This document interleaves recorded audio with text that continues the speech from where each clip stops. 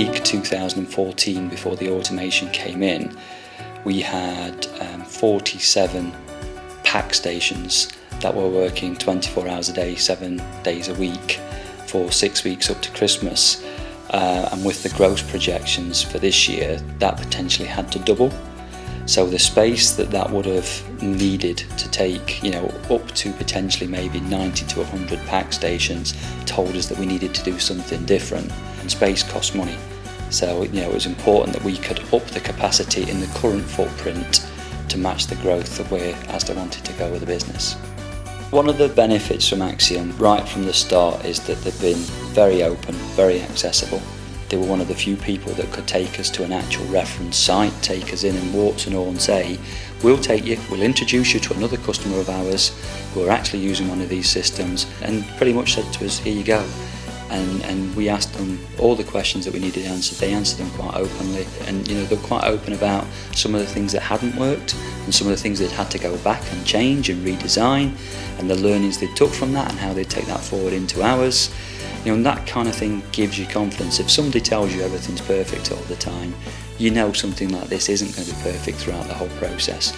And then throughout the whole sort of design process, they were fully open to suggestions from us and participation from us in the design, but they weren't afraid to also say no.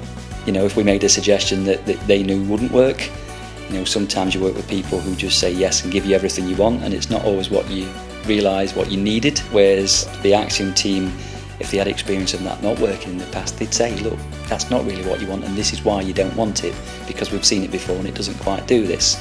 It becomes a stage where you cannot just keep adding more people, more physical pack stations.